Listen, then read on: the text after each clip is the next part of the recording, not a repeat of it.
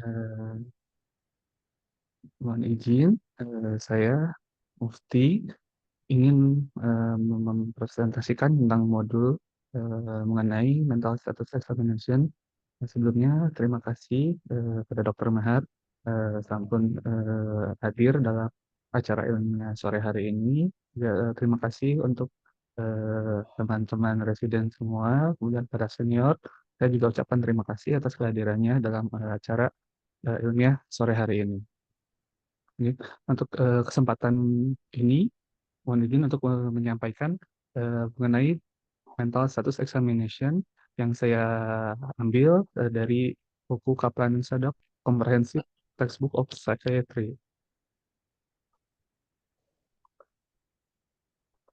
Nah, untuk tujuan pembelajarannya, residen diharapkan mampu memahami elemen dalam melakukan mental state examination dan juga residen mampu melakukan mental state examination dengan baik dan sesuai dengan guideline atau pedoman yang sudah ada ditentukan. Nah, untuk yang pertama, pemeriksaan status mental ini dianggap sama seperti pemeriksaan fisik pada bidang medis lainnya. Pada di bidang medis lain, kita biasa memeriksa seperti pemeriksaan status generalis dari head to toe. Untuk khusus untuk di psikiatri ini, kita melakukan pemeriksaan status mental. Nah, statusnya untuk pemeriksaan status mental ini merupakan salah satu cara yang sistematis dan struktur dalam menilai. Jadi, kenapa menilai itu? Karena kita melakukan penilaian dan datanya bersifat objektif. Jadi, nanti yang kita nilai itu seperti afeknya atau cara bicaranya, apakah dia afeknya menyempit, tumpul, atau apa inappropriate, ataupun cara bicaranya dia cepat, atau misalnya ada framing, dan kemudian di samping dari penilaian yang kita lakukan, kita juga bisa menjelaskan dari pengalaman mental yang dilaporkan atau yang bersifat subjektif. Misalnya pasiennya merasa sedih, pasiennya merasa takut, merasa marah, merasa mendengar suara-suara yang eh, tidak ada sumbernya. Nah, penilaian secara subjektif dan objektif ini berguna dan bertujuan untuk memberikan gambaran tentang kondisi mental pada pasien saat ini. Nah, kenapa di garis bawahi untuk saat ini? Karena untuk pemeriksaan status mental ini memang seperti kita menangkap potret keadaan pasien ketika ketika kita lakukan wawancara. Jadi, apabila pasien mengeluh 10 menit atau misal 2 jam yang lalu, itu tidak bisa kita masukkan eh, pengalaman subjektifnya itu di pemeriksaan status mental kita. Jadi harus ketika kita bertemu dengan pasien, kemudian harus kita nilai dan harus apa namanya secara pasiennya itu ada di apa namanya di depan kita, seperti itu. Kemudian selanjutnya dari pemeriksa dapat mencatat temuan sepanjang sesi wawancara dan mendokumentasikannya di bagian pemeriksaan status mental pada rekam medik.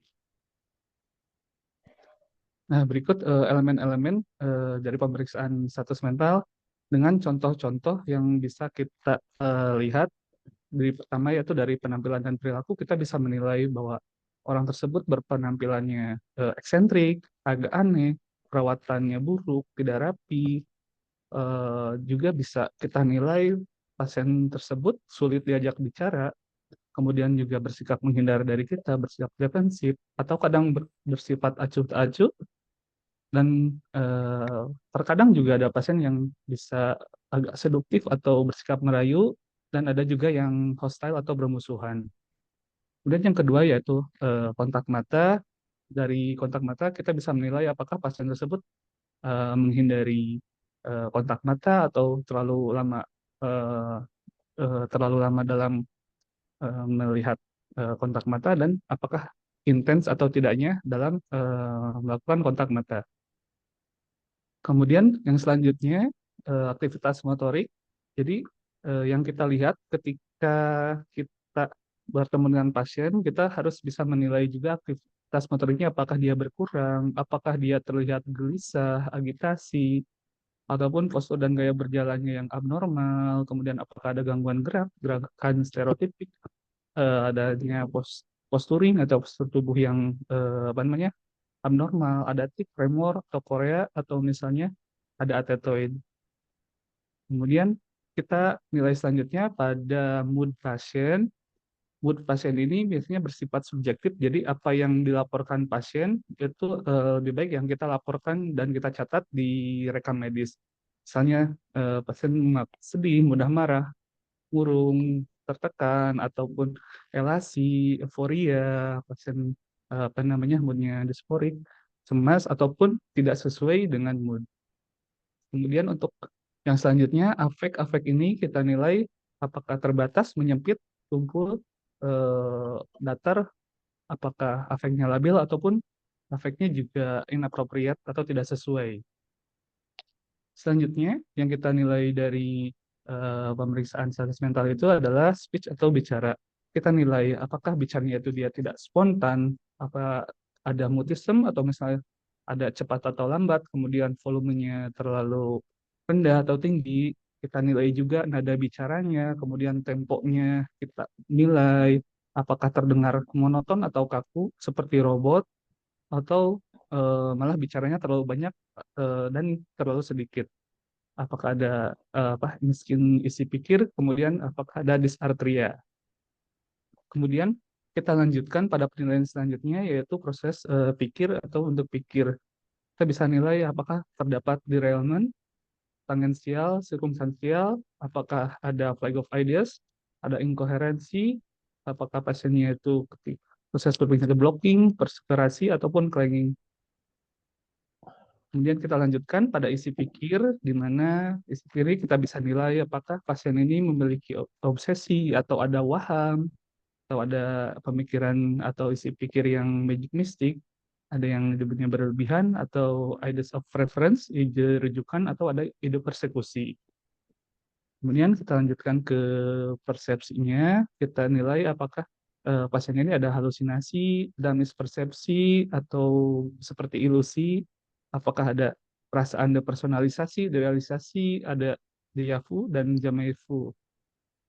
Selanjutnya untuk penilaian resiko, kita menilai juga apakah pasien ini ada ide bunuh diri atau misalnya ada ide untuk melakukan kekerasan. Kemudian kita nilai juga ada niatan, kemudian ada rencana. Kemudian untuk selanjutnya kognisi, kognisi ini kita bisa nilai dari gangguan orientasi, kemudian kita bisa nilai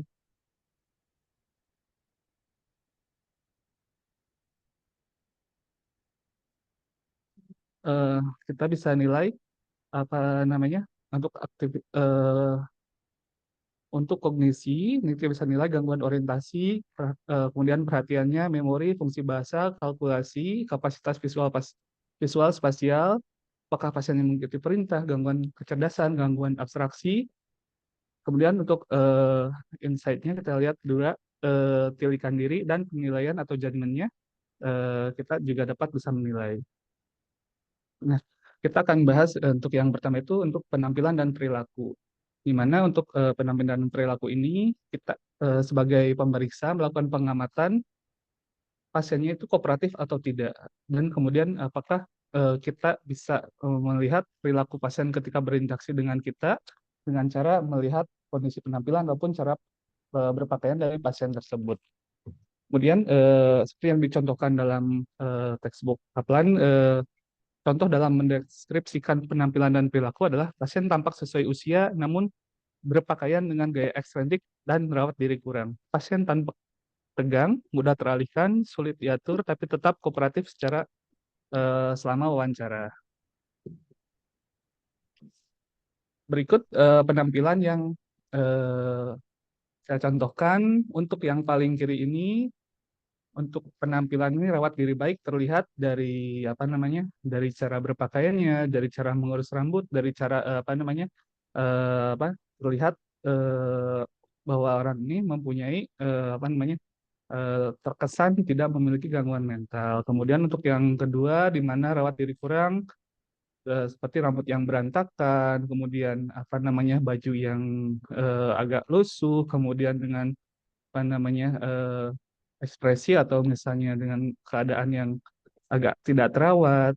Cuman yang kita lanjutkan yang ketiga yaitu rawat diri buruk dapat dilihat kalau misalnya ini pasien ini mempunyai insight yang cukup buruk di mana dia sudah tidak memperdulikan lagi penampilannya, mana rambutnya sudah panjang tidak terurus, dia menggunakan celana pendek, kemudian kadang kita lihat juga biasanya sudah muncul ada seperti penyakit-penyakit kulit atau misalnya apa namanya luka yang ada di badannya dengan apa namanya apa biasanya sering kita temui pada pasien-pasien yang skizofrenia. Kemudian untuk yang paling kanan ini gaya berpakaiannya ini ekstrentik karena kemungkinan kita harus berpikir bahwa dia mempunyai gangguan atau misalnya ciri kepribadian yang berpengaruh seperti itu. Kemudian kita lanjutkan ke dari bagaimana dia perilakunya. Yang pertama mengancam atau threatening biasanya terlihat seperti ingin apa namanya ingin memukul, ingin menyakiti, kemudian bersikap agresif. Kemudian untuk yang hostile ini dia bersifat bermusuhan dan biasanya agak tidak berkooperatif ketika dilakukan wawancara. Kemudian ada yang bersikap seduktif biasanya ini paling sering ditemukan pada kasus-kasus eh, gangguan kepribadian di mana pada penampilannya itu biasanya menggunakan pakaian yang apa namanya gak sensual seperti itu. Kemudian kita lanjutkan ke kontak mata, di mana kontak mata ini dapat memberikan petunjuk penting bagaimana keadaan emosional dari internal pasien. Contohnya, biasanya pada pasien depresi, biasanya pasien tersebut jarang atau melakukan kontak mata dan bersifat avoidan. Dan pada pasien cemas, biasanya kontak matanya itu terputus-putus atau interrupted, dan kadang terlihat sering untuk mengedipkan apa namanya kelopak matanya. Dan pada pasien psikosis, biasanya dia dapat menatap dan menjaga kontak dengan intens, dan kita perlu tahu juga untuk bisa sebagai pemeriksa itu untuk mengontrol kontak mata agar mengendalikan intensitas dari interaksi.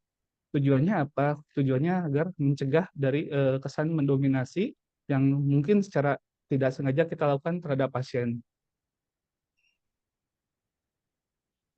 Untuk selanjutnya untuk aktivitas motorik, kita dapat melakukan penilaian aktivitas motorik secara umum pada pasien seperti postur, gaya berjalan, serta adanya gerakan abnormal seperti tic, mannerism, kemudian posturing, korek, attetoid atau dyskinesia.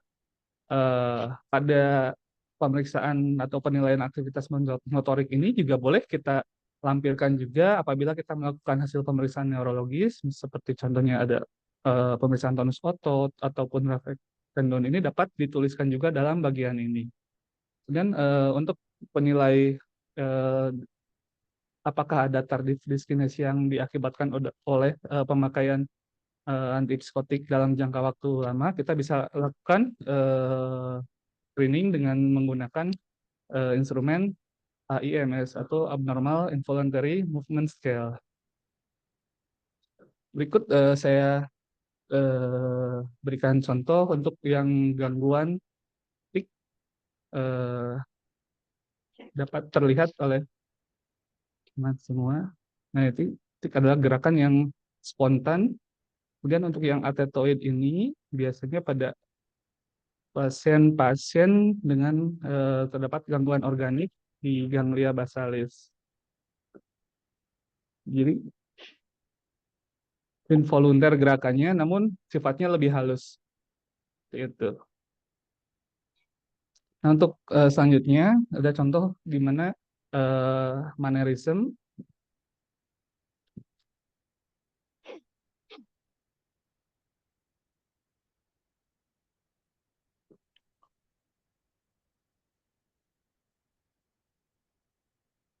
Nah, untuk mannerism ini dapat terbagi seperti yang kita lihat barusan. Kalau gerakannya itu memang bertujuan, pasien itu bergerak itu ada tujuannya, namun dia terlalu apa berlebihan dalam melakukan gerakannya.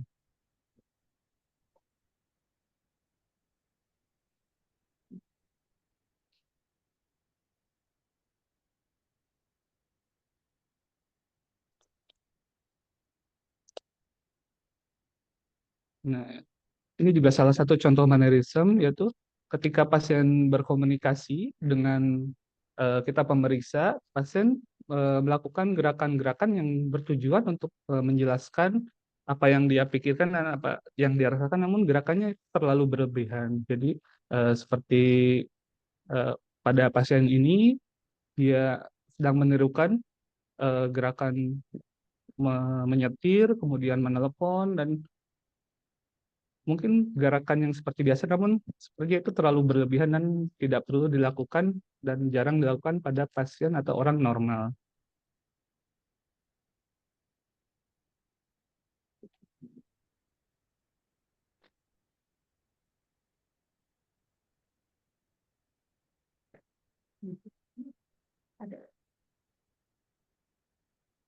Nah, kemudian ada bentuk mannerism yang lain itu di mana pasiennya itu ketika berbicara dengan pemeriksa, pasiennya itu suaranya itu seperti penyiar TV. Jadi suaranya itu khas seperti penyiar TV atau misalnya monoton seperti itu.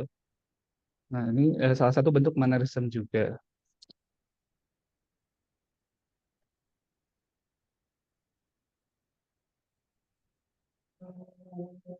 Ya, selanjutnya untuk mood ini untuk pengertiannya sendiri adalah mood adalah emosi yang meresap dan terus-menerus yang mewarnai persepsi seorang akan dunia. Nah, harus kita pahami kalau mood ini dia bersifat subjektif. Jadi dalam penilaian mood nanti disarankan untuk menggunakan kata-kata dari pasien sendiri saat kita akan menuliskan atau menggambarkan tentang mood pasien. Nah, istilah mood atau affect kadang memiliki yang definisi yang bervariasi sehingga satu istilah seringkali tumpang tindih dengan yang lainnya sehingga beberapa penulis merekomendasikan untuk menggabungkan kedua istilah ini menjadi istilah baru yaitu emotional expression atau ekspresi emosional.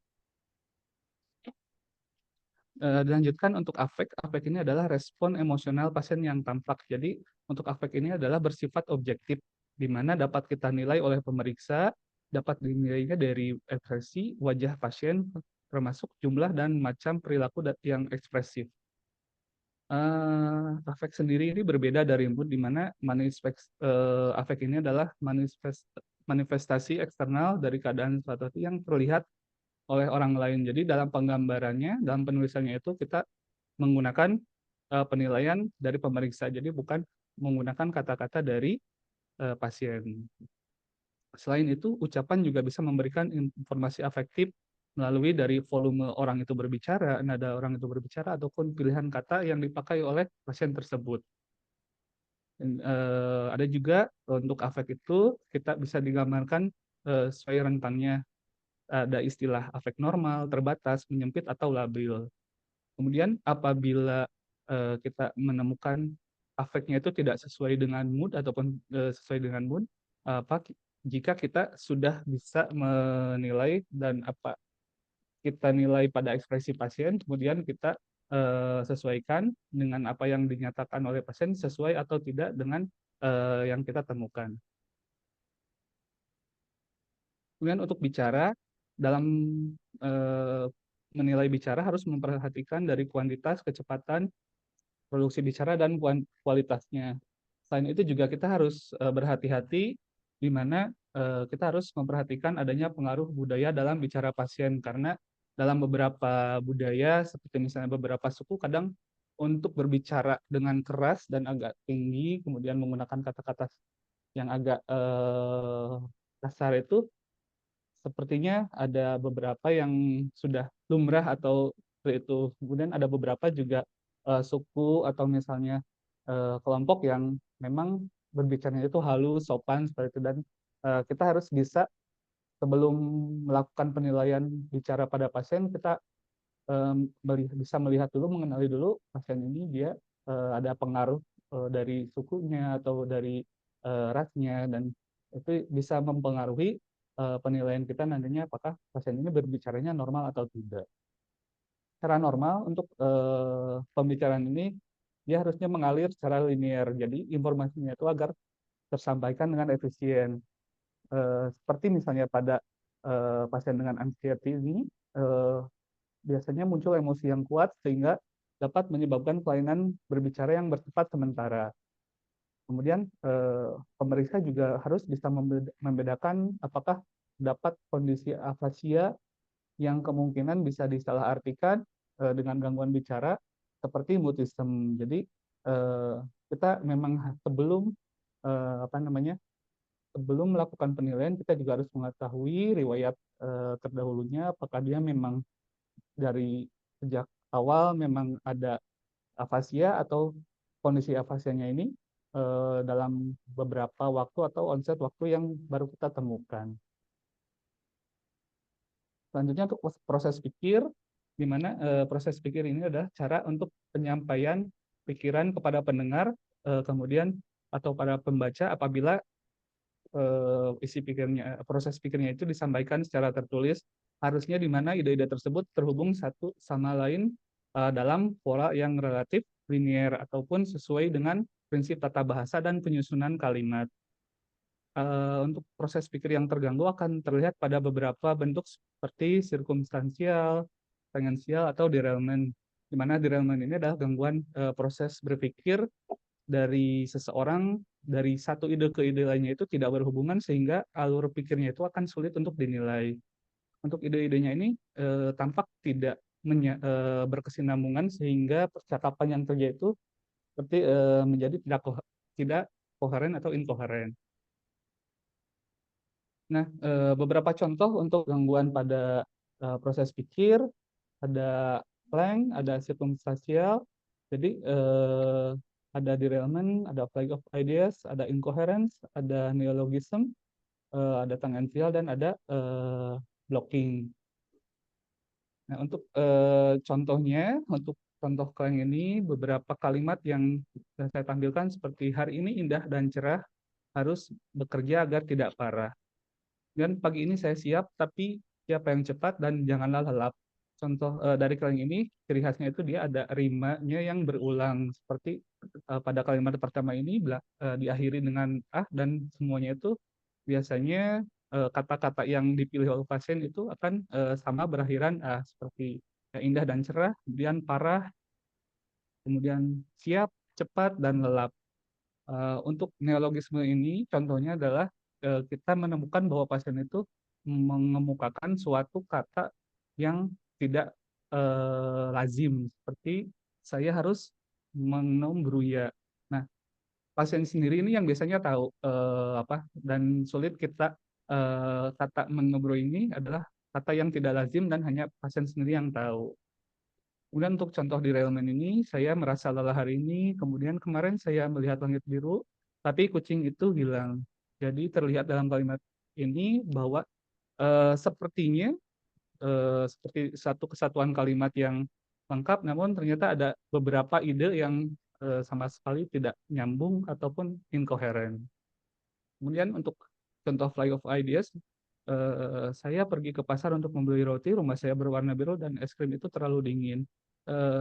Sama seperti derailment, cuman biasanya untuk fly of ideas ini dia dengan konteks bicaranya itu lebih cepat.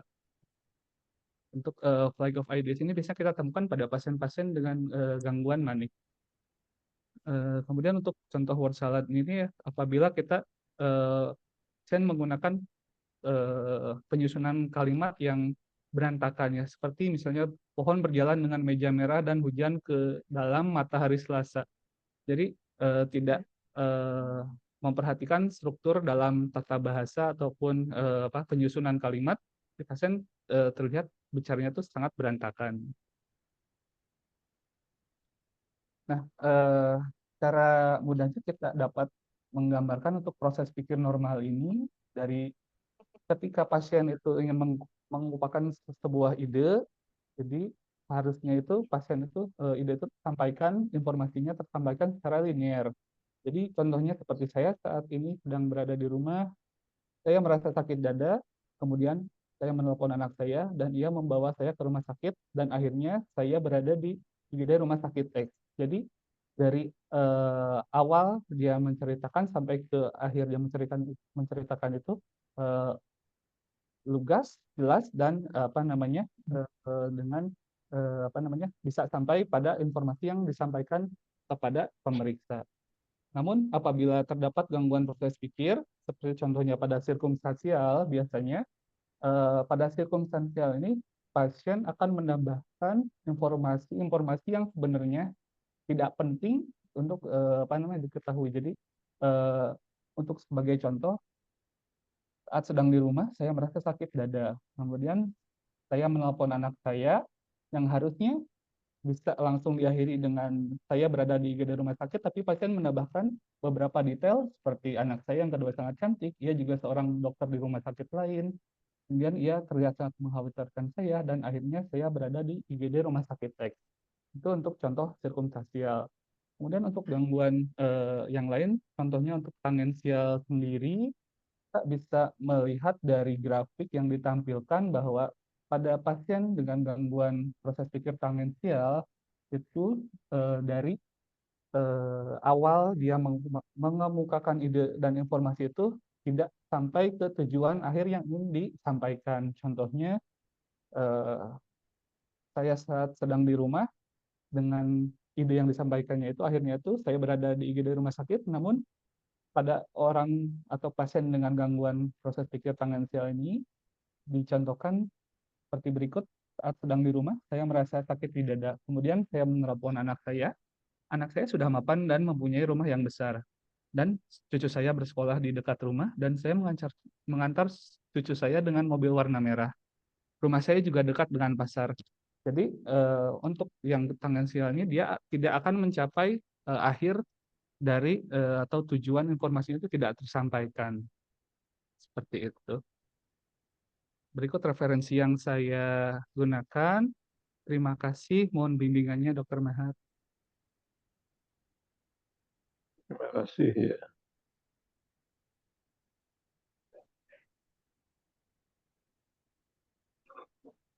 Ya, terima kasih. Ini yang maju siapa? Mas Mukti Akbar. Iya, dokter. Ya. Sebelumnya kerja di mana, Mas? Sebelumnya saya di IGD Rumah Sakit Umum Daerah, dokter. Di mana? Rumah sakit Di umum daerah mana? Pangandaran, dokter. Di Di Pangandaran, Jawa Barat, dokter. Jawa Barat. Iya. Mas Mukti Akbar dilahirkan di mana? Saya kebetulan juga dilahirkan di Kabupaten Ciamis, dokter.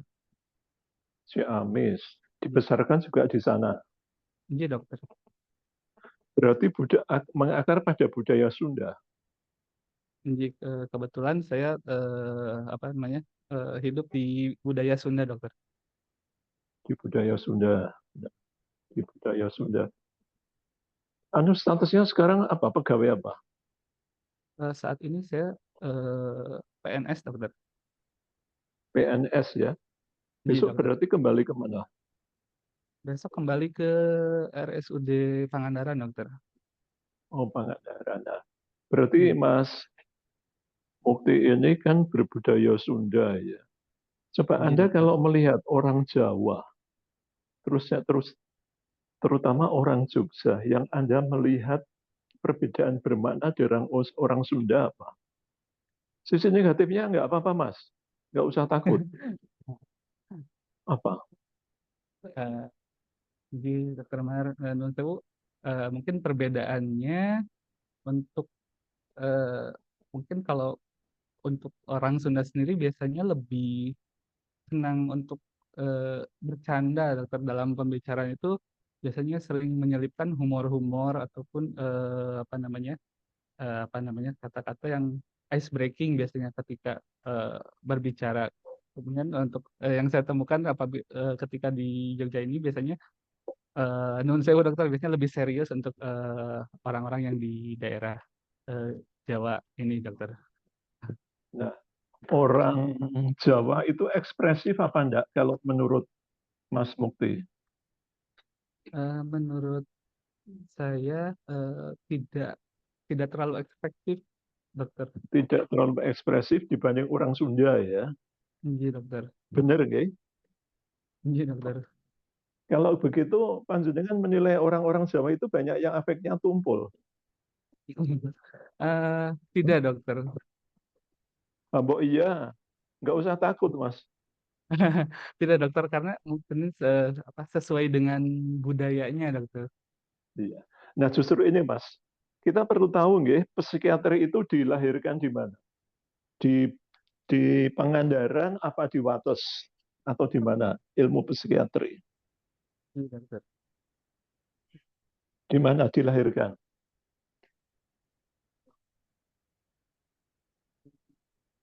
Iya, dokter di Amerika mungkin dokter. Iya. Jadi psikiatri itu dilahirkan di Barat, dikembangkan di Barat. Berarti Iya dokter. teori-teori yang ada itu adalah teori Barat. Iya Sementara kita dokter. orang Timur, walaupun Mas Mukti itu orang Jawa Barat, tetapi tetap orang Timur, Iya dokter. iya kan? Ini perlu memahami ilmu-ilmu psikiatri yang bikinan orang Barat, namun kita harus memahami dan menerjemahkan sehingga kita perlu aplikasikan pada orang non Barat yang budayanya non Barat. Itu tidak mudahnya di situ. Kita ambil contoh ya, kalau kita ketemu orang Barat, mereka kalau bicara ekspresif sekali. Misalnya dia kalau kecewa, itu seringkali bibirnya diangkat ke atas, ya kan? Iya Kemudian dokter. kalau bicara juga dia tidak bisa berbuat sesuatu, dia tangannya mungkin diangkat di atas. Ya. Nah ini tapi orang Jawa nggak pernah Mas seperti itu. Orang Sunda seperti itu nggak? Eh, Beberapa mungkin dokter, tapi secara keseluruhan Beberapa. Nah, beda juga dokter. makanya kita dalam menerapkan ilmu psikiatri termasuk simptomatologi harus hati-hati sekali. Jangan sampai kita kemudian menilai oh, orang Jawa itu rata-rata afeknya tumpul, nggak bisa. Sehingga kita kalau memeriksa pasien itu harus ada pedomannya. Kalau memeriksanya salah, hasilnya akan salah dan nanti terjadi misdiagnosis. Ya. Untuk itu Iya tolong dokter. teman-teman membaca SCID ya, Structured Clinical Interview for DSM. Kita ambil contoh menurut SCID, kita kalau memeriksa afek itu dengan cara tertentu. Sementara ini Mas Mukti kalau memeriksa afek bagaimana caranya? Eh, untuk memeriksa afek, biasanya kita penilaian terhadap ekspresi pada wajah pasien dokter.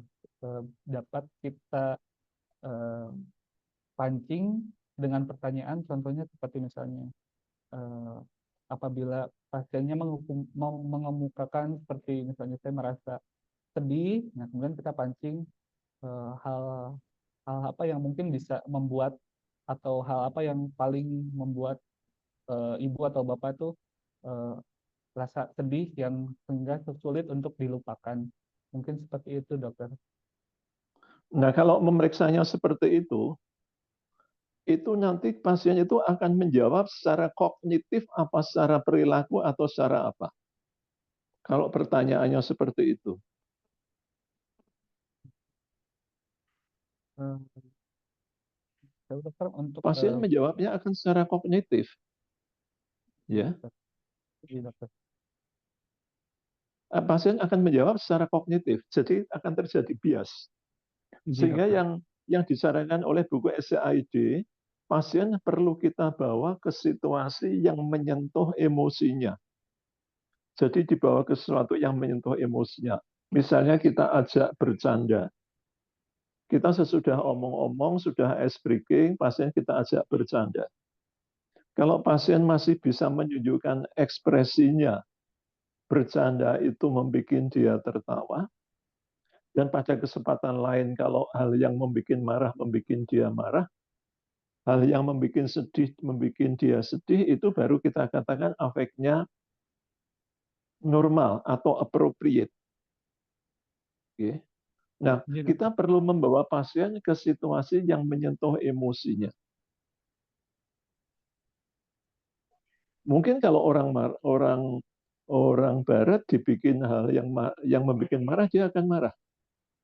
Tetapi kalau misalnya orang Sunda mungkin agak marah ya. Tetapi kalau orang Jawa enggak, Mas. Misalnya, nggih, Mas Mukti ini ketemu dengan saya mencemooh Mas Mukti, kemudian menuduh yang macam-macam. Kalau Mas Mukti mau marah dengan saya, berani apa tidak? Saya tidak berani dokter. Tidak berani, omongnya aja pakai nuwun sewu. Nah, kemudian face-nya kan juga akan, walaupun rasanya dongkol, akan dibikin tertawa, Thomas. Akan Iya dokter. dibikin senang kan? Nah, itu Iya kan dokter. jadinya, mestinya itu kan inappropriate. Ya. Nah, sebagai orang Timur, apalagi orang Jawa, akan mengedepankan penampilan, menjaga harmoni. Oke. Ini jelas sekali pada pria laki-laki dari Jawa, Jawa Tengah itu yang penting menjaga harmoni. Jadi ekspresinya sedemikian rupa supaya tidak menyakitkan orang lain. Makanya kan orang dari Jawa, laki-laki dari Jawa laku keras. Oke. Laku Iya keras dokter. karena pintar menjaga harmoni. Nah, nah kita perlu memahami afek yang sebenarnya itu dilihat dari matanya. Dari matanya, kemudian dari tangannya. Kalau tangannya misalnya tangan kanan dikepal, kemudian pada posisi diletakkan pada telapak tangan kiri, ini berarti orang itu siap memukul. Ya. Kemudian juga kalau matanya nampak benci akan nampak benci, sedih akan nampak sedih. Ya. Nah itu. Ya. Jadi kita perlu memahami kalau teori itu diciptakan di Barat, namun kita harus mengaplikasikan pada orang Timur, itu tidak mudah. Ya. Kemudian juga di sini disinggung tentang penampilan. Misalnya ada, ini yang banyak perempuan ya. Maaf nih bagi ibu-ibu, enggak baik. Perempuan yang siang hari bolong itu bermake up panggung. Misalnya pipinya pakai ros merah menyala, kemudian bibirnya pakai lipstick merah menyala atau hitam, kemudian pakai baju ketat, sehingga liku-liku tubuhnya kelihatan dan merah menyala lagi. Kira-kira kita membacanya itu sebagai apa, Mas? Apabila melihat dari situasi tersebut, bisa kita sembuhkan orang tersebut mengalami manik dokter. Orang ini mengalami kepribadian histrionik. Apalagi kalau dia ceritanya itu didramatisir. Sehingga kita perlu menilai pasien itu omongnya apa. Apakah didramatisir apa tidak.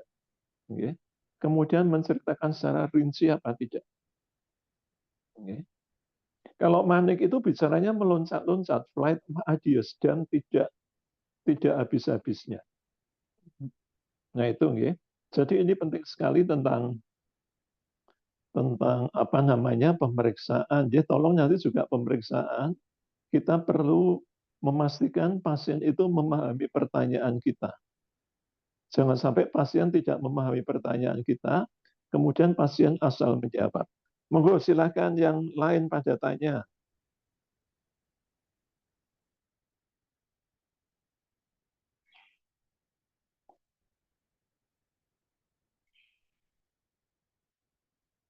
Siapa yang mau bertanya?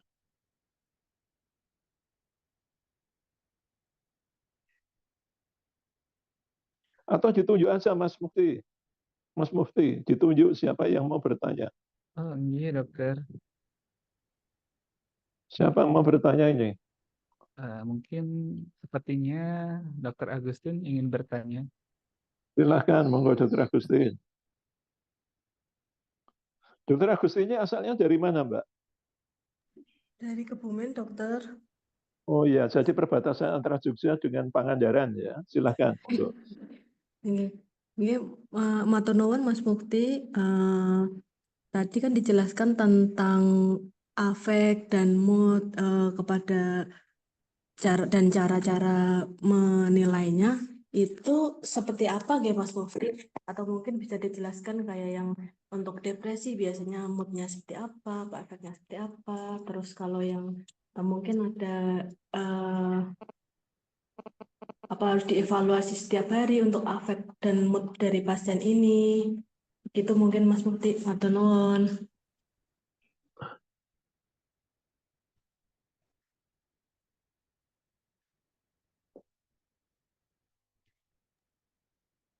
Jadi untuk terima kasih untuk Dr. Agustin atas pertanyaannya.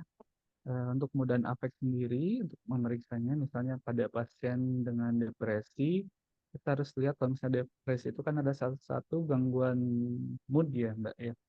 Jadi ciri khasnya itu untuk mood dan afeknya itu dia harus appropriate, jadi harus sesuai.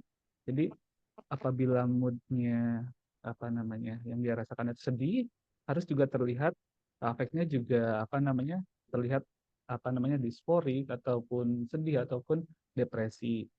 Sebaliknya juga apabila eh, ketika kita melakukan penilaian pada dengan gangguan manik, kita juga bisa melihat pasiennya ini apa namanya terlihat apa terlihat elasi, kemudian terlihat euforia, seperti dan itu dari mood dan dari afeknya itu harus sesuai. Mungkin berbeda dengan skizofren biasanya untuk kasus skizofren ini biasanya apa yang apa namanya terlihatnya itu biasanya lebih lebih menyempit, kadang bisa sampai tumpul dan datar atau bahkan mood dan afeknya ini dia bisa inappropriate.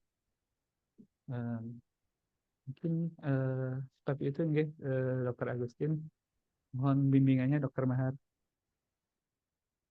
Gimana Mbak Agustin, terjawab enggak pertanyaannya? Ya, terima kasih Mas Mufti. Mungkin gimana cara menilai yang eh, apa namanya bertanya kepada pasien atau gimana untuk menilai moodnya itu apa cukup dilihat aja atau seperti apa nih Mas Mufti? Atau no? Nggih, terima kasih Dr. Agustin.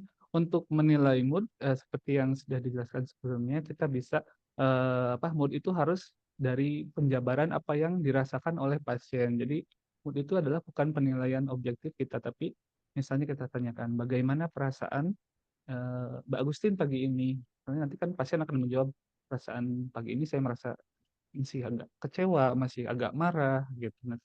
Nah kita bisa menilai bahwa pasien moodnya itu apa namanya moodnya itu masih irritable atau pasiennya itu masih terasa sedih seperti itu. Eh, jadi untuk penilaian mood itu memang murni apa namanya subjektif dari pasien. Gitu. Mohon arahannya Dokter Mahat. Nah, sekarang begini.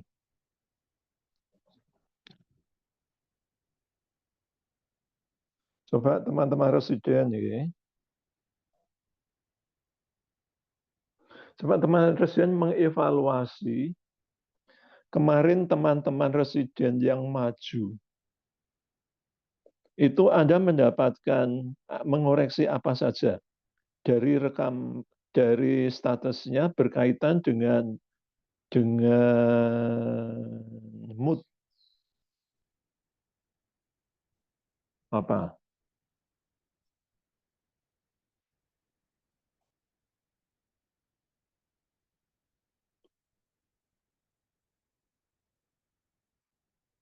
Coba kita mencoba mengevaluasi ya, mengkritisi, mengkoreksi dari teman-teman yang kemarin maju yang berkaitan dengan mood.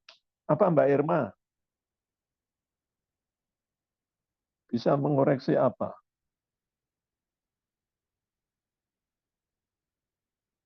Halo. Ada yang bisa melihat, bisa mengoreksi? Mbak Catherine akan mengoreksi apa bagi pada status rekam medis yang kemarin teman-teman maju berkaitan dengan mood.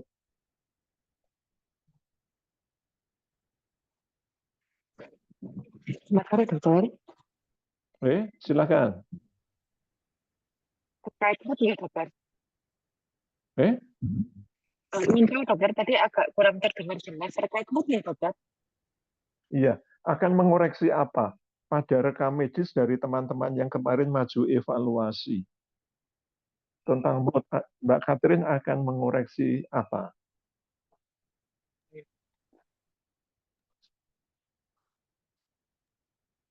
Kalau yang dari yang kemarin terakhir,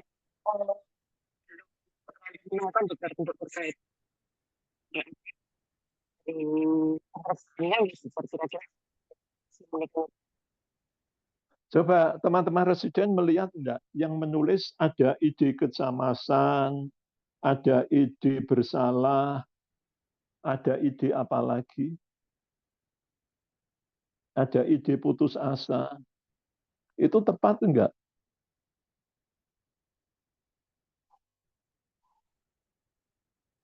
Apa putus asa itu orang bilang, oh saya punya ide putus asa. Harusnya apa? Harusnya dirasa ya dokter. Seharusnya saya merasa putus asa. Saya merasa sedih, saya merasa cemas. Bukan saya punya ide cemas. Bukan saya punya ide putus asa, enggak. Dan itu banyak yang dituliskan pada isi pikir. Mengapa ini bisa terjadi? Kok perasaan ditulis ide bersalah, ide putus asa, ide kesedihan.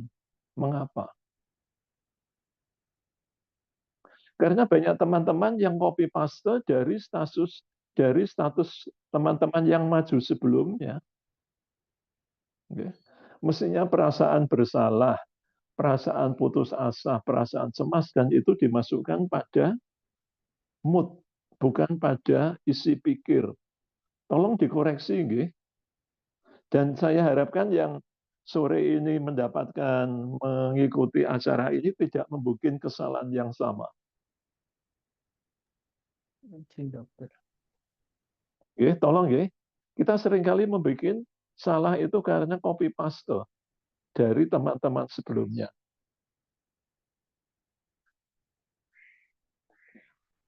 Kemudian apalagi? Pembelajaran apa yang Anda lihat dari kemarin yang pada maju? Tadi sudah saya singgung ya, mengenai sindrom itu harus lengkap. Tidak boleh kalau misalnya pasien gembira, kemudian talkative, dimasukkan sindrom hipomanik mboten pareng. Itu tidak memenuhi. Kalau schizofren harus ada penurunan fungsi peran. Peran paling tidak moderate, syukur berat. Kalau tidak ada penurunan fungsi peran, nggak boleh.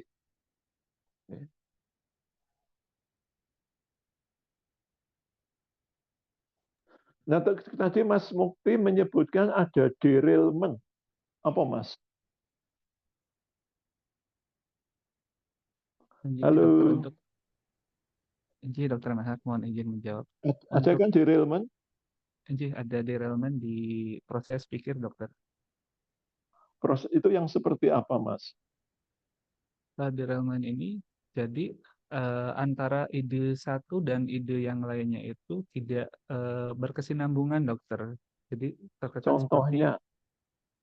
Contohnya, misalnya dalam kalimat seperti misalnya, pagi ini saya bangun tidur jam 5, kemudian langitnya terasa cerah dan besok saya akan makan mie instan, seperti itu, dokter. Jadi dalam satu rangkaian informasi itu terlihat tidak nyambung antara satu ide dengan ide yang lain, dokter.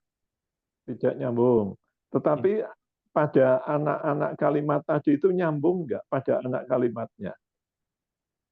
Langit tadi apa disebutkan? Langit terlihat cerah, dokter. Nah, kalau anak kalimat langit terlihat cerah, itu nyambung apa tidak? Nyambung, dokter. Nyambung. Berarti kalau kita katakan derailment satu kalimat, ya bukan anak kalimat. Oh, iya, dokter. Ya. Kemudian hal apa yang jadi derailment jarang kita bahas di rekam medis kita ya. Tapi apa yang ada di rekam medis kita tapi tidak tertulis pada presentasi ini? Apa yang seringkali tidak kita dapatkan pada rekam medis kita, namun tidak disebutkan di acara kita sore hari ini apa?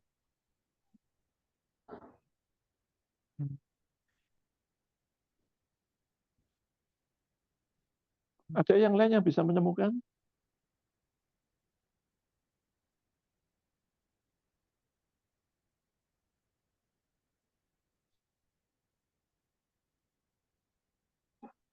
Halo. Mohon izin dokter, Nah, apakah kita kesadaran seringkali, dokter? kenapa?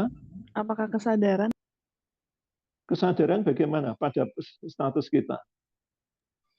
Kesadaran biasanya bisa dinilai kompos mentis jika pasien sadar penuh atau mungkin berkabut pada pasien delirium dokter atau fluktuatif dokter. Ini yang jawab siapa ini? Mohon Halo, maaf ini dokter, yang ini jawab saya siapa? buka kameranya dokter. Saya dengan Eh? Tiara dokter.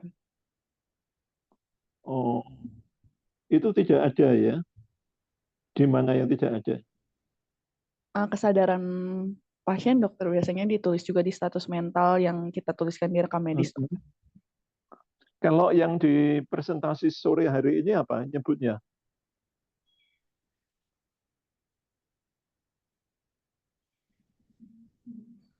Apa? Di presentasi kasus sore ini.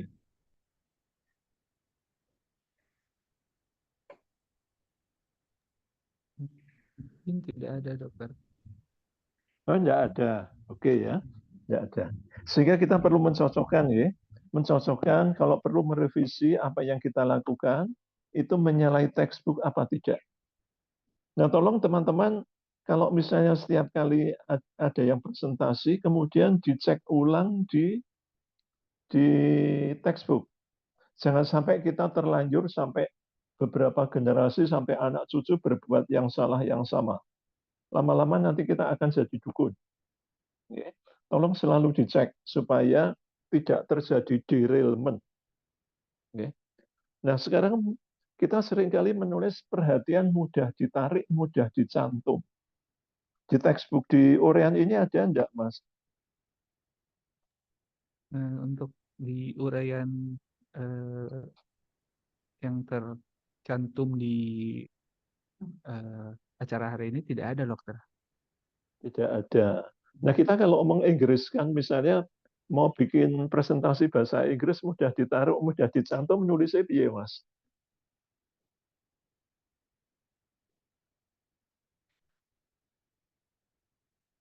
Iya.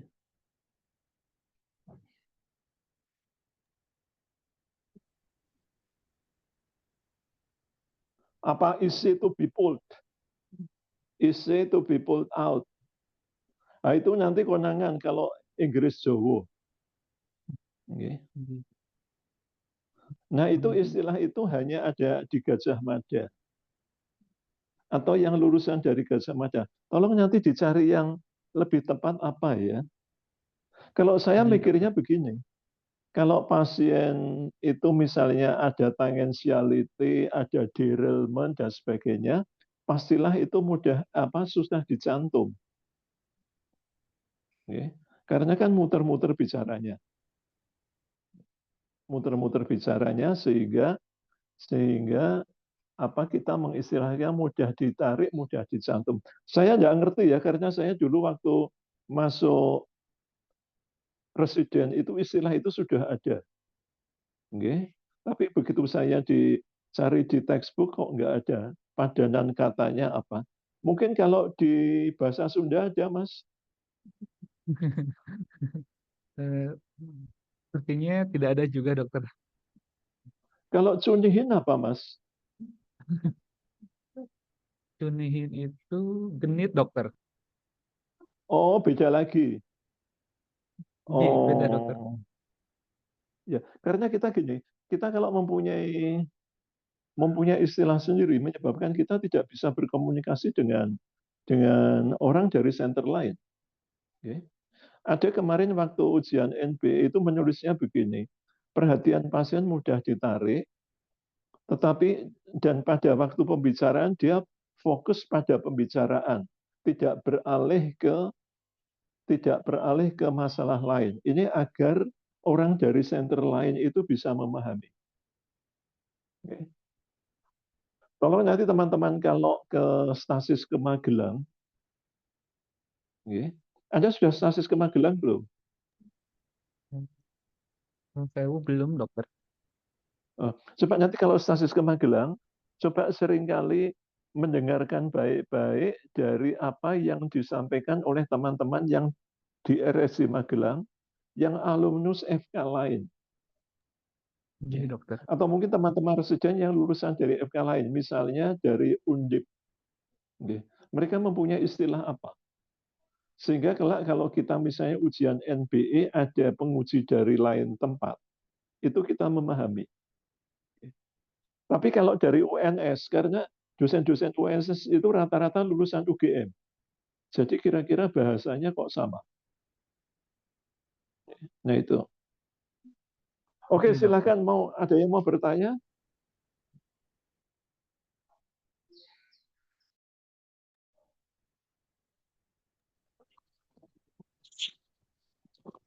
Nuhun sewu, Masih dokter. 4 menit.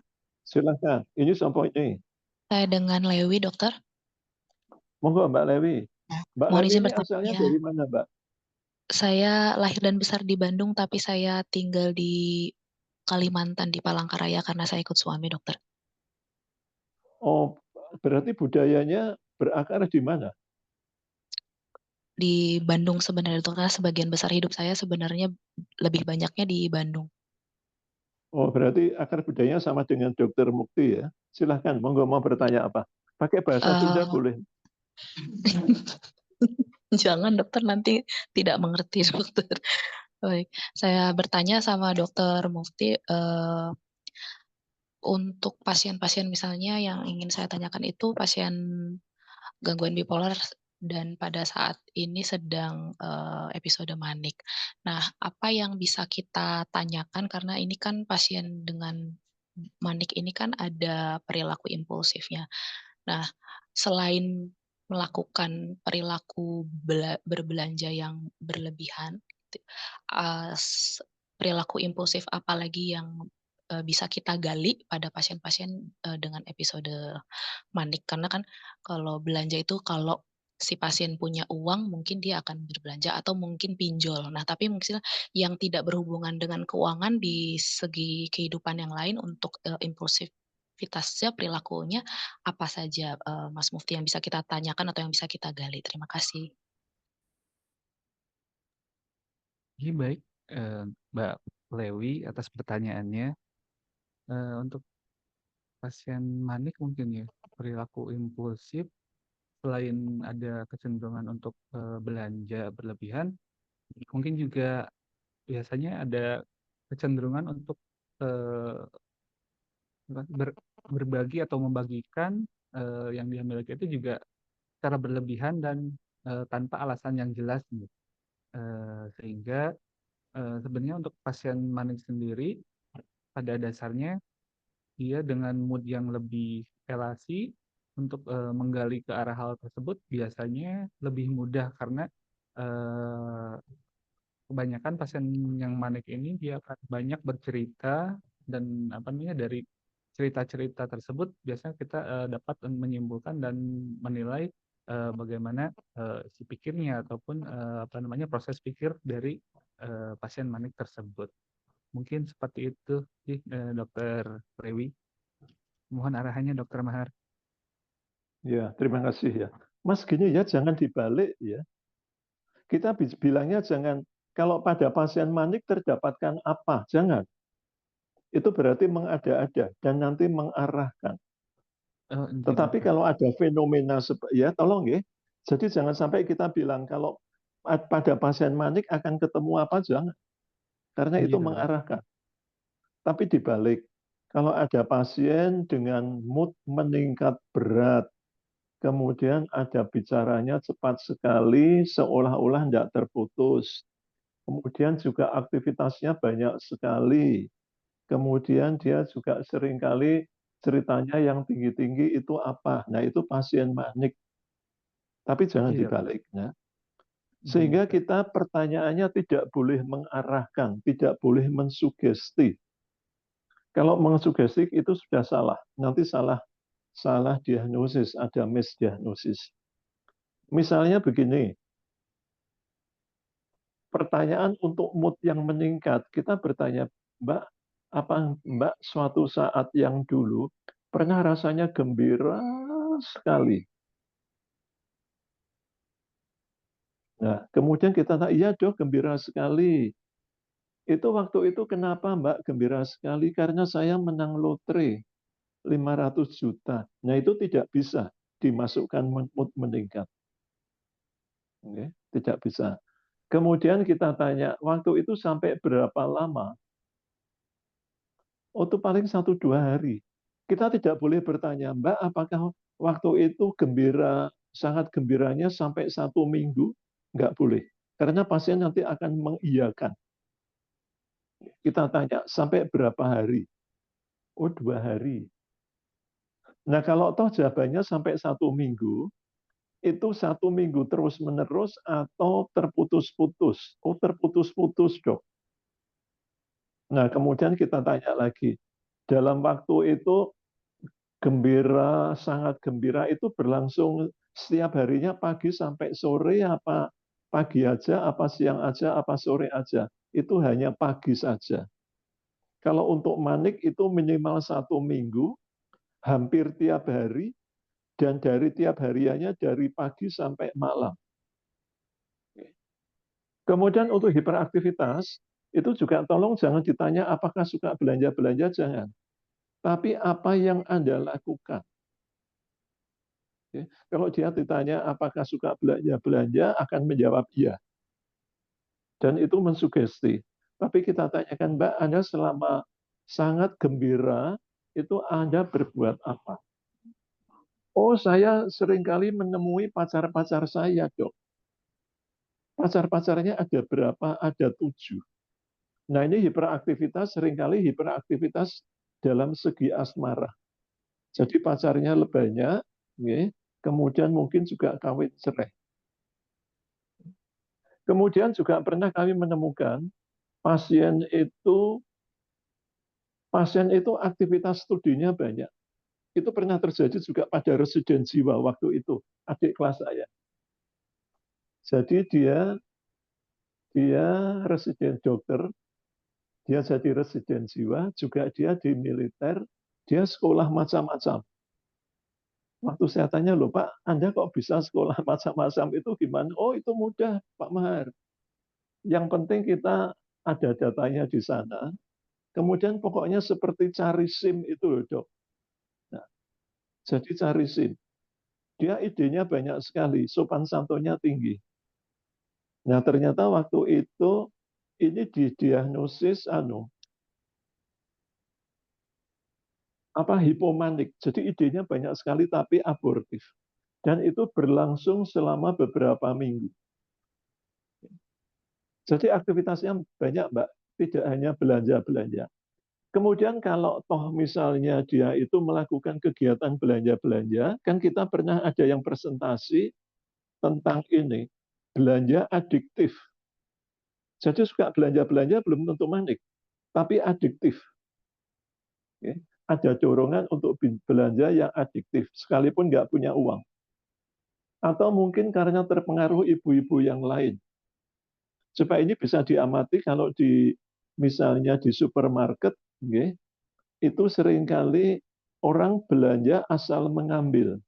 Karena melihat orang lainnya belanja, dia mengambil barang apa, enggak dicek, langsung dimasukkan ke ranjang belanja.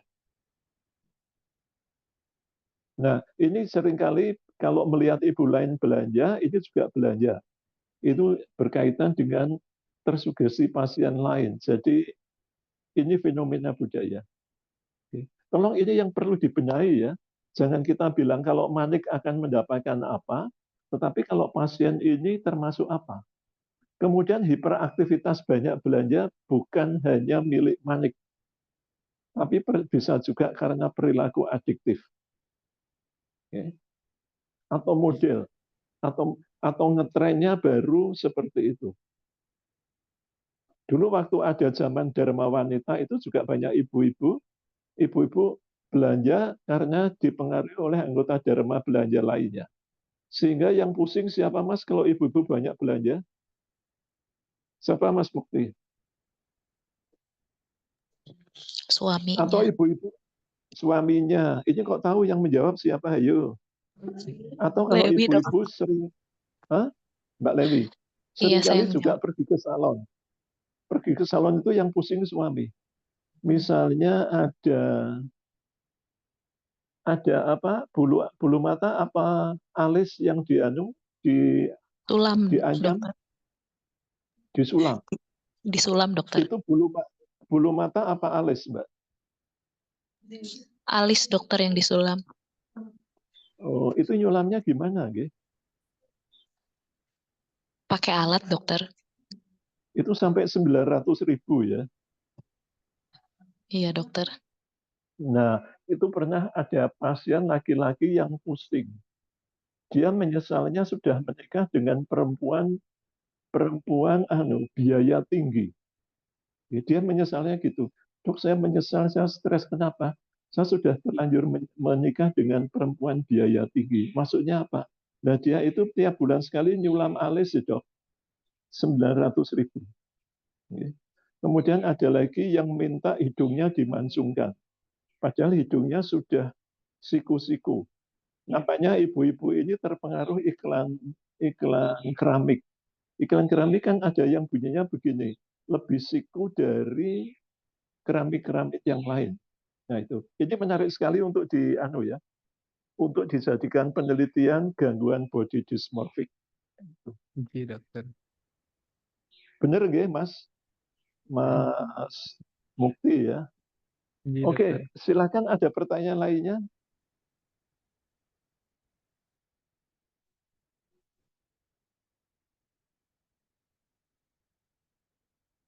Halo.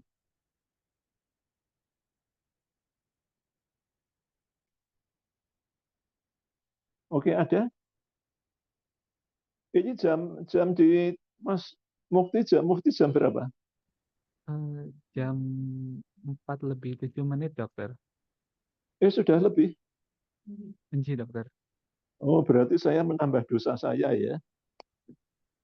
Oke, baik, karena ini sudah lebih supaya dosa saya tidak bertambah banyak, kita akhiri ya, dengan permohonan maaf sudah melebihi waktunya. Ya, silakan ditutup Mas Mukti. Jadi, Dokter Mahar, terima kasih atas ilmu dan bimbingannya pada sore hari ini. Untuk kegiatan modul sore hari ini saya akhiri dengan ucapan terima kasih kepada Dokter Mahar. Kemudian pada rekan-rekan senior semua, kemudian untuk rekan-rekan R1 semua, saya ucapkan terima kasih. Kemudian untuk langsung akan saya tutup dalam waktu 1 menit. Terima kasih.